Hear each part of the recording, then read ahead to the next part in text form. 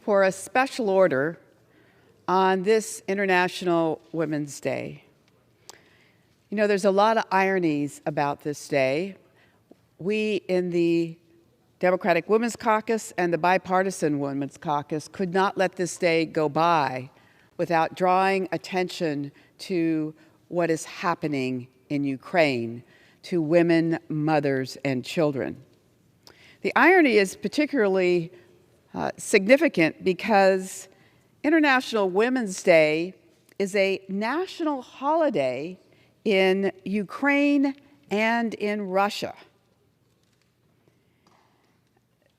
The administrator of AID and former U.S. Ambassador Samantha Powers commented on this today, and she referenced that the founder of the International Women's Day is a woman by the name of Teresa Malkile. She was a Jewish labor organizer in New York. She was born in what is now Ukraine, and she immigrated to the United States to escape persecution. 130 years later, Ukrainian women are now being forced to leave their homes as well. Now, we are heralding the incredible strength of Ukrainian women.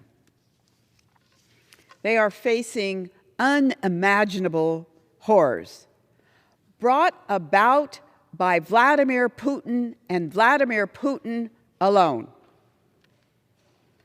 Last year,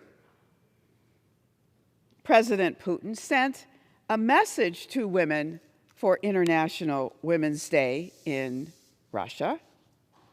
And he said, and I quote, "I wish you good health and success. And of course, I would like you to have as many reasons for smiles and joy as possible." I guess the question to ask Putin is, does that apply to Ukrainian women as well? The women you presume are Russian, but are willing to have them be forced into death marches because you feel compelled to shell communities throughout Ukraine. Last week, Vladimir Putin's forces killed a woman and 2 children in cold blood as they attempted to escape over a bridge in Irpin, a suburb of Kyiv. And he continues to order the shelling of evacuation corridors as Ukrainian civilians attempt to flee. Over 1 million of them have already left. It's going to be millions and millions more. Let me just show you a couple of pictures.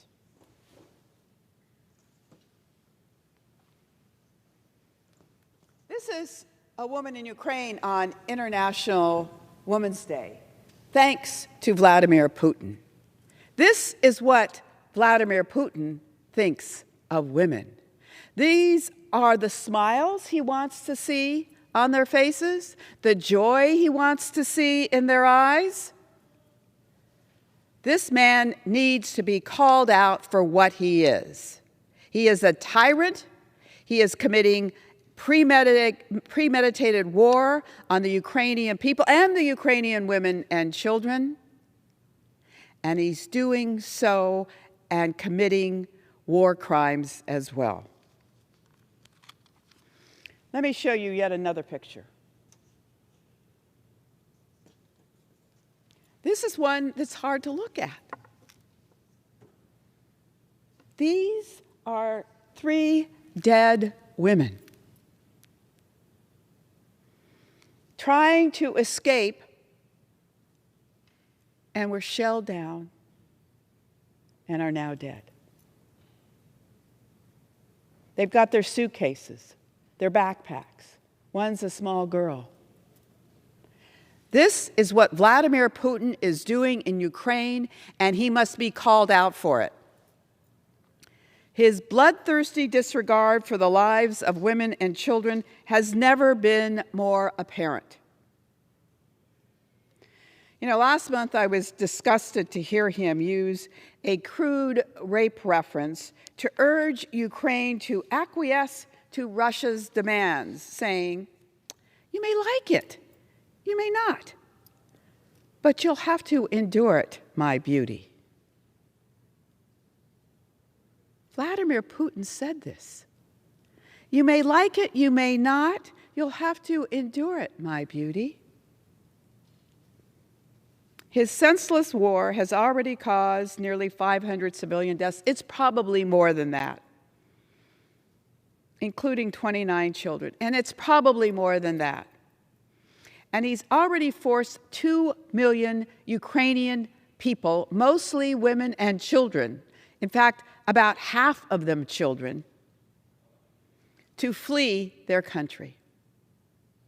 On the news tonight was a story about an 11-year-old child whose mother let him leave, and he traveled 700 miles to get to a safe haven. And his mother, from some outpost somewhere in Ukraine, put up a video thanking those who had taken her son into their arms, who had brought him to safety. That's what Vladimir Putin is forcing Ukrainian families to do. The vast majority of these refugees, as I said, are women and children who have left their husbands, their brothers, and fathers behind to fight. And for the first time ever, half of these refugees are children. Now think about the scarring that will take place in the minds of those children over their lifetime.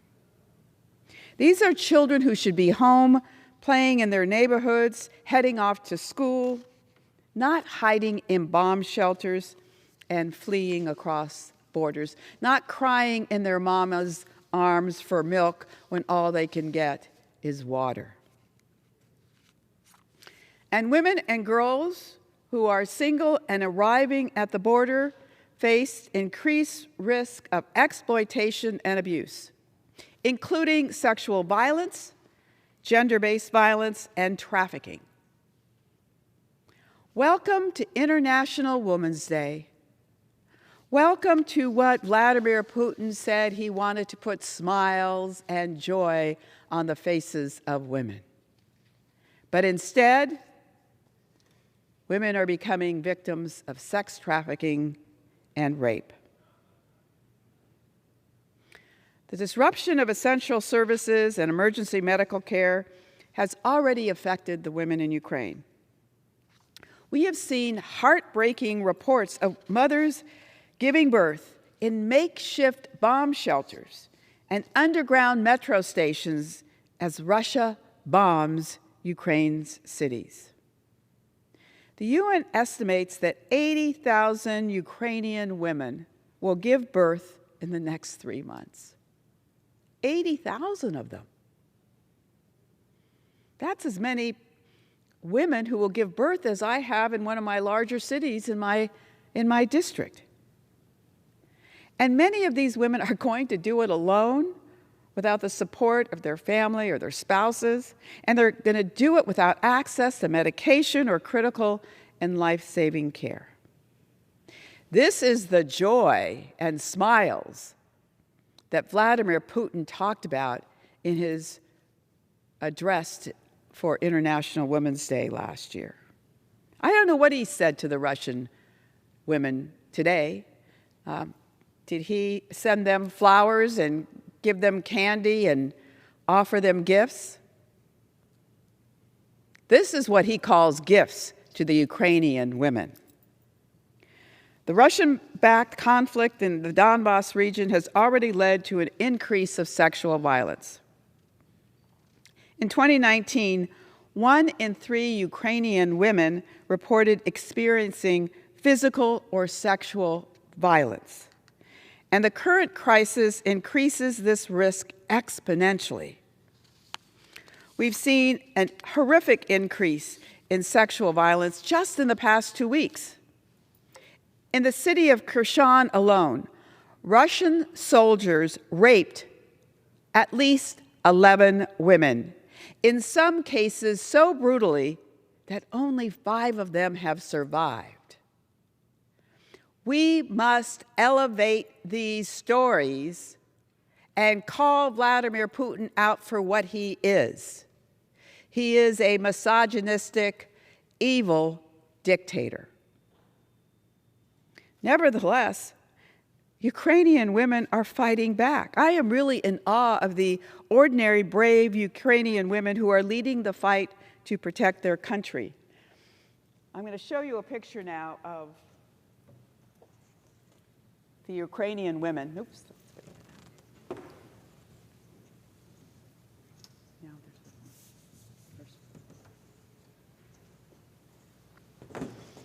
These are Ukrainian women. They represent almost 22% of Ukraine's armed forces, which is one of the highest percentages in the world. You know, in the United States, the number of women serving in the military is like 18%. It's 22% in Ukraine. And many women, many mothers, are taking their children to the border to hand them off to family members in Poland or Romania or other locales, and then going back in to join in the fight. More women are joining the fight every day. They are teachers and nurses, accountants, police officers, grandmothers. The list goes on and on.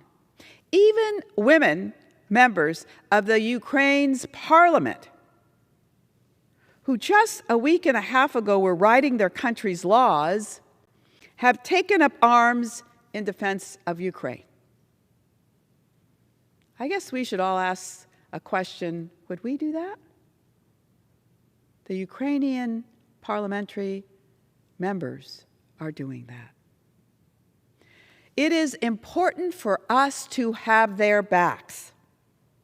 I am proud that the United States has imposed unprecedented sanctions and export controls on the Russian economy. I am proud of what our president has done by solidifying the support of all NATO nations, something that hasn't been done for a very long time.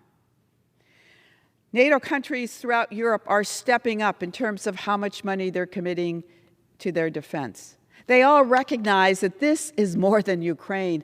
This is about freedom for all of Europe.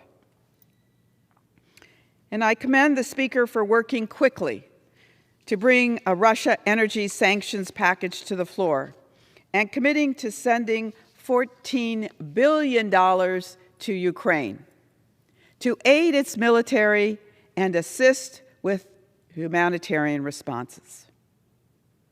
We must bring the full weight of the U.S. government and our allies to bear in holding Putin accountable for his aggression and his violations of international law. Let me show you this picture.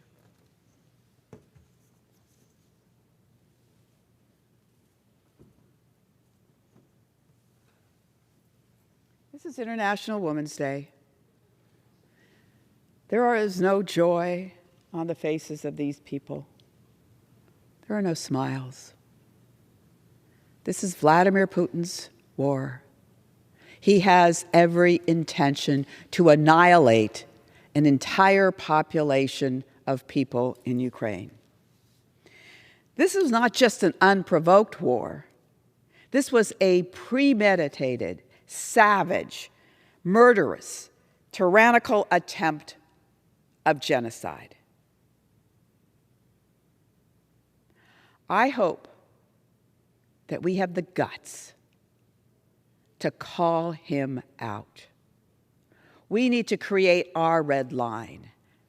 And our red line should be that every Ukrainian person who wants to leave the country will have safe passage to a safe country before another bullet or another missile is put into the air. I hope we do not see the unthinkable happen in Ukraine. God bless our Ukrainian women and children. God bless our Ukrainian president. God bless the military in Ukraine who fights on. And for all those who recognize that freedom is not cheap. Freedom is not given. And if you want a democracy, you have to be willing to put your name, your body, your soul on the line to protect the community that you love. I now have the great honor, the distinct honor, to recognize my colleague, whom I adore, who chairs the Ukrainian caucus, co-chairs the Ukrainian caucus, who has been passionate about drawing attention to the fate of the Ukrainian people. And with that, I yield to her. I want to thank Congresswoman Jackie Speier of California for her leadership on so many issues, including women, but not just women, but for people everywhere in our country, those who've been abused, those who serve our military, those who serve our intelligence services, for her great contributions to our country, how she has lived her life and has served so nobly. The people of California have really sent a jewel here, and they know it. And I shall miss her greatly when she makes the decision to leave us at the end of this session of Congress. She is truly a friend, and a friend to the American people. I'm very honored this evening to join her and rise on this International Women's Day to call out the damaged and really bestial soul of Vladimir Putin. His torturous treatment of the women, children, and elderly of Ukraine is a war crime. He is about genocide in a country that 30 years ago voted to be independent. When the Soviet Union fell, 90% of the people of Ukraine, about 42 million people, voted that they wanted to be free. It was an extraordinary moment in world history. But yet we hear from this, what do I call him, Russia's tyrant. Last year on International Women's Day, he issued a statement. Here's what he said: "Congratulations to women," calling the day a holiday filled with joy, with warmth and goodness.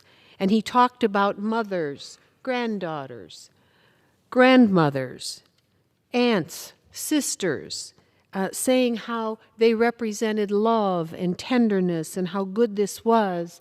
And yet if we look at the pictures that are here, he's killing them. He's killing them.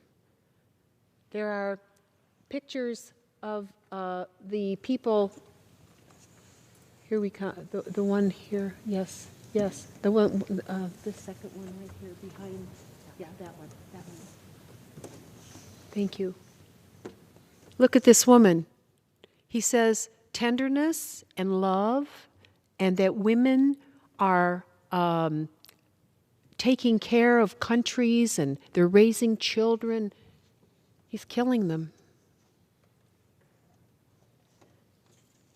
The elderly, the disabled. I received a letter today, and 2 individuals were killed in a car because a Russian bomb came down in a civilian area. The woman who was driving was elderly, and the person she had in the car with her was disabled. He's massacring civilians.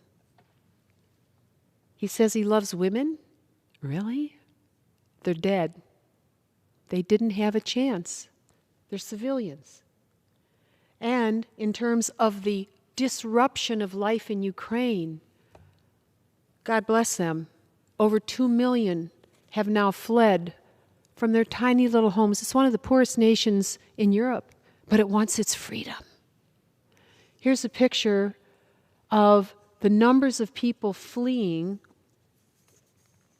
You can see, if you look at the number of headscarves, these are women with their children. Many at the Ukraine-Poland border are kissing their husbands goodbye, they fear for the last time. The children are crying.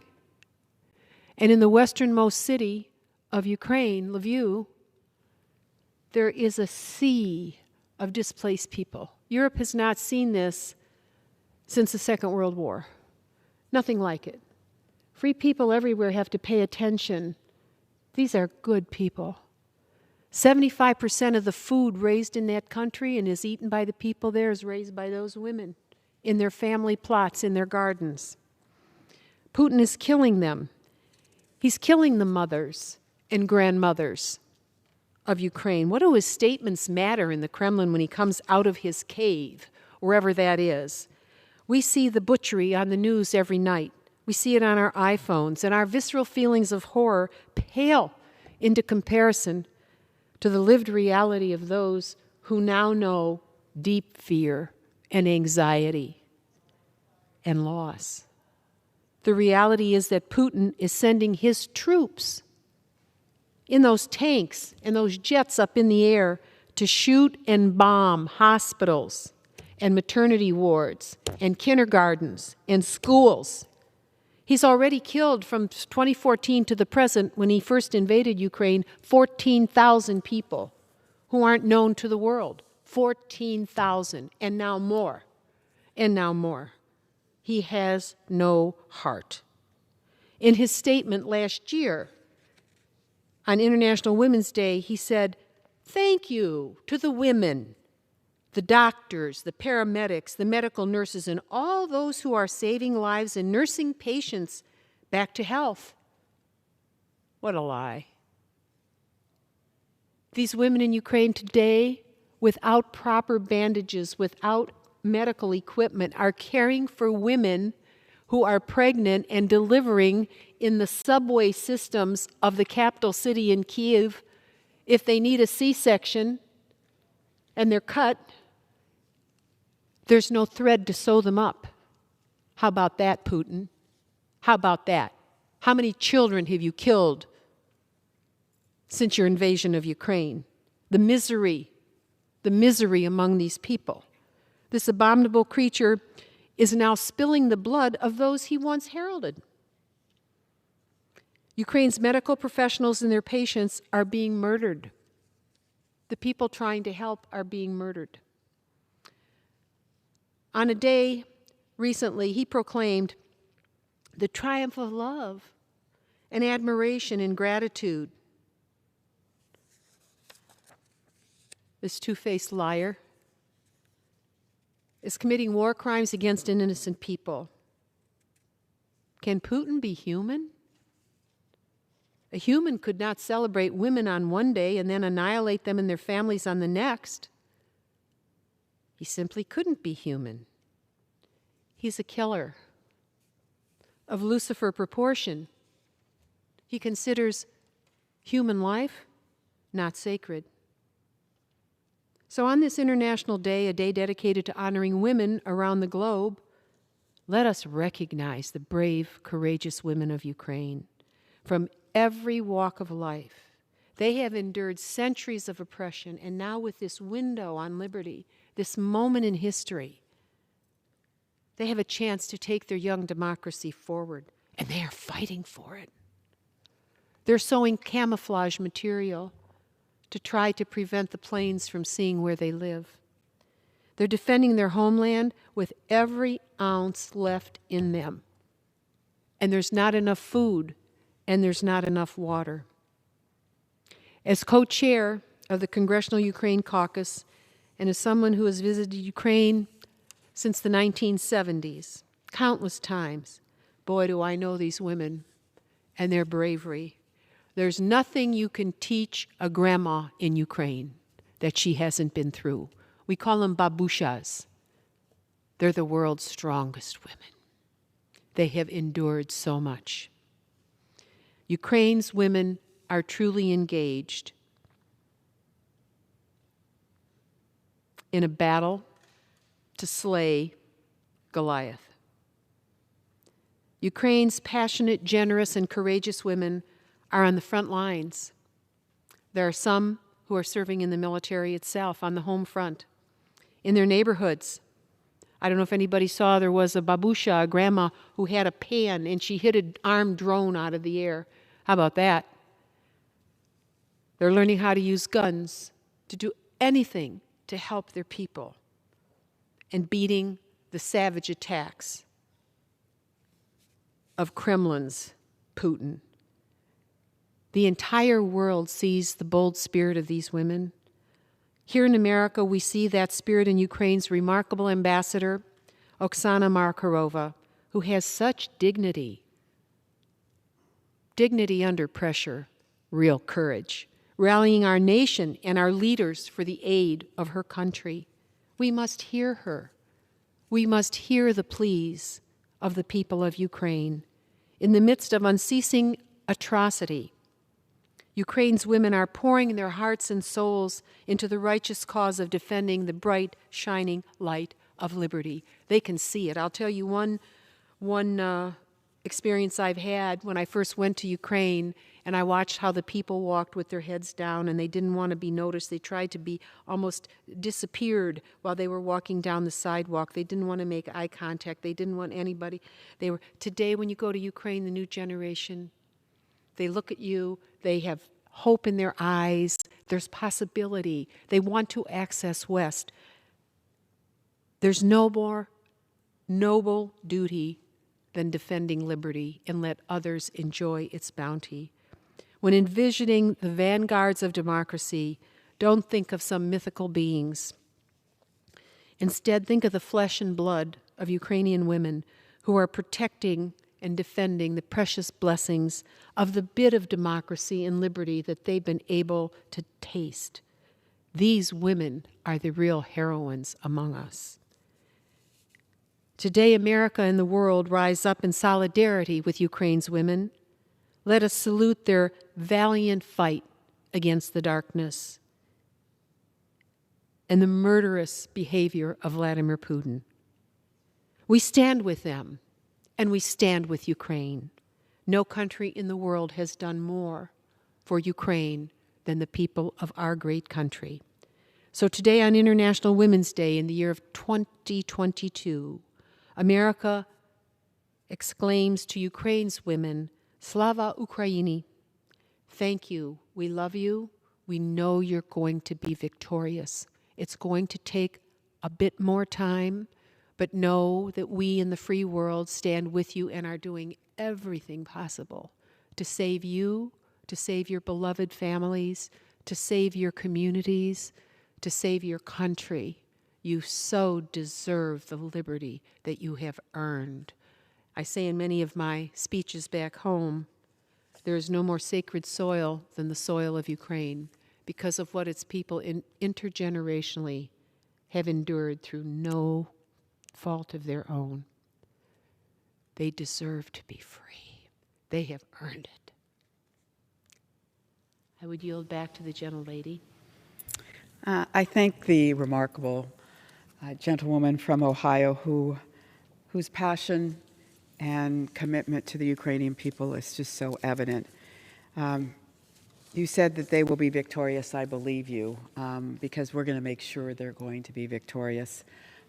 We have their backs. I'm reminded of this one comment by one Ukrainian woman, and she said, "Nobody thought this is how we would spend our weekend." A teacher from the town of Dnipro told a cameraman as she and her neighbors made Molotov cocktails. She said, "I plan to plant tulips and daffodils on my backyard today." Instead, I learned to fire arms and get ready for the next night of attacks on Kyiv. These women are strong and committed, and we will have their backs.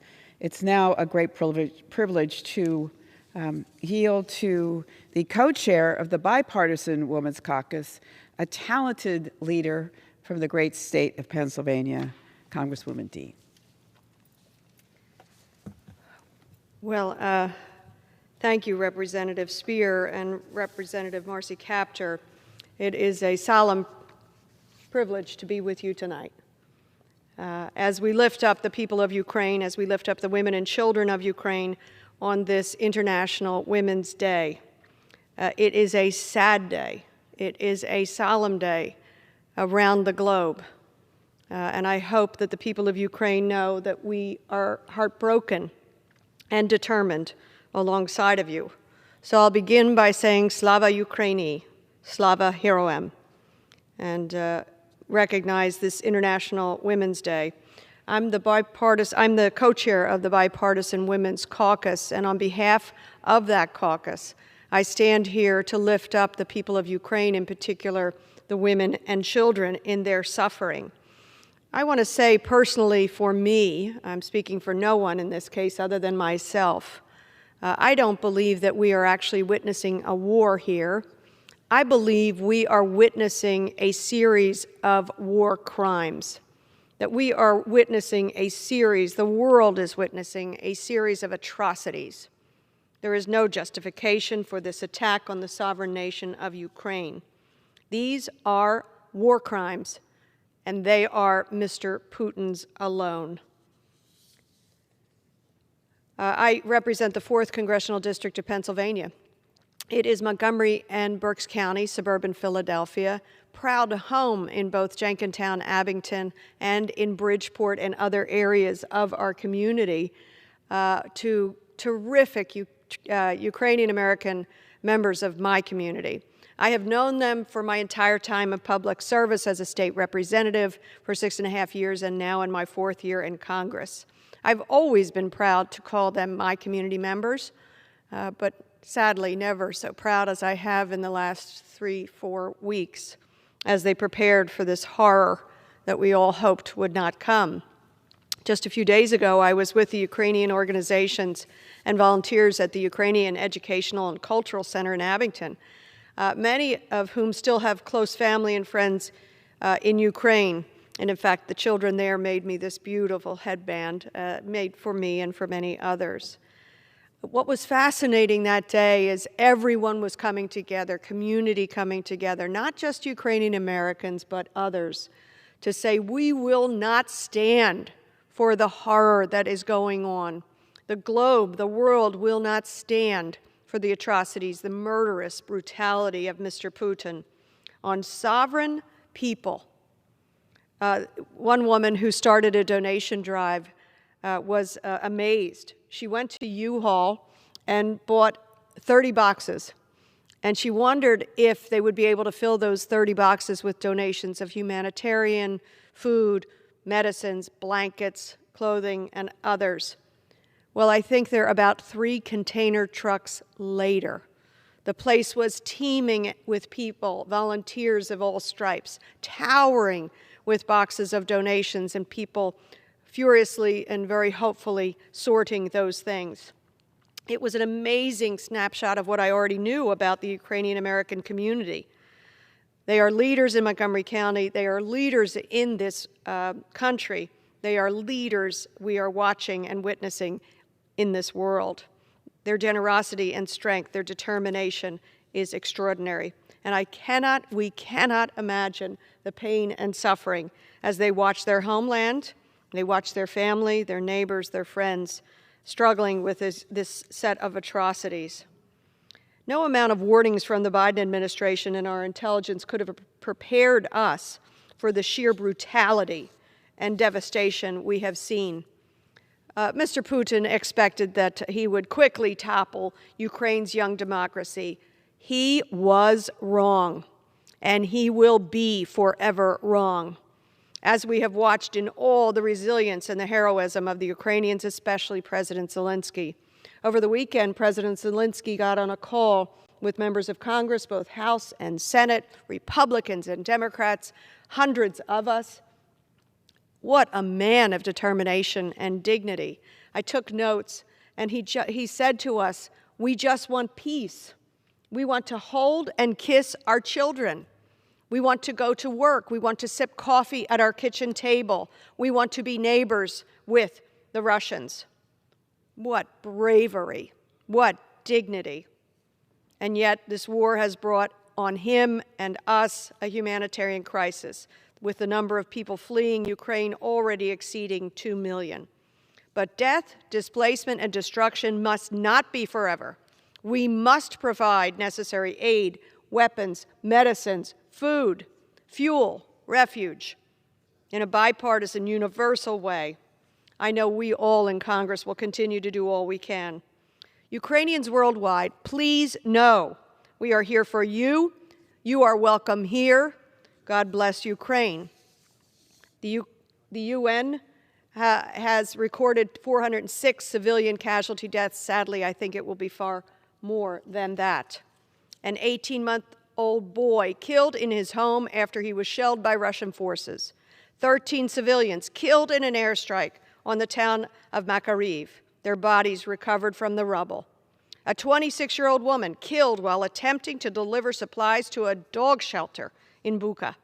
8 people killed during Russian shelling while trying to flee the town of Irpin. Children, mothers, civilians. A preschool in northeastern Ukraine hit while civilians took shelter, killing 3 of them, including a child, and wounding another. These tragedies are inspiring a nation and the many women in it, and I applaud the women of Ukraine fighting to keep their country free, and the women of Russia protesting and speaking out against Mr. Putin, even at risk of imprisonment and worse. I think of Ukraine's ambassador to the UN, whom we've met with this past summer and this last week. What a tower of strength. And Julia, a teacher and volunteer who wept and said, "I just want to live in our country, and that is all," as she waited to be deployed to fight Russian troops. Putin will forever be a pariah. The globe recognizes him for the murderous, brutal dictator that he seeks to be. And yet I have hope. I have hope in the Ukrainian people and the globe that has recognized the horror that is this series of war crimes. And so, Representative Speier, thank you for heading this tonight. Slava Ukraini, Slava Heroem, God bless Ukraine. I thank the gentlewoman for Pennsylvania for her outstanding remarks. You know, there are many people to thank. There are many organizations to thank.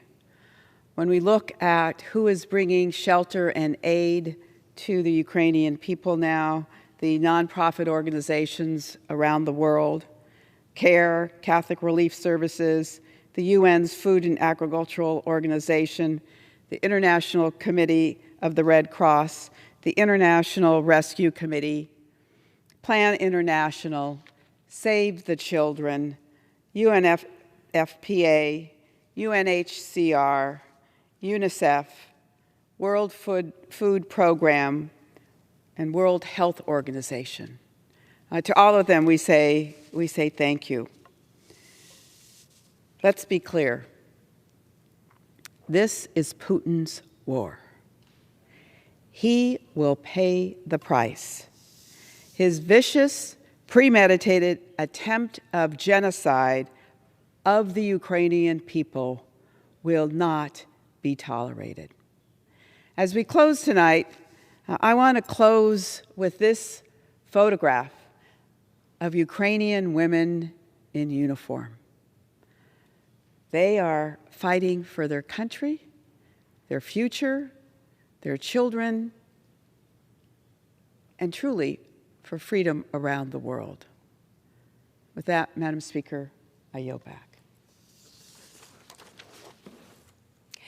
Under the Speaker's announced policy of January 4th, 2021, the Chair recognizes the gentleman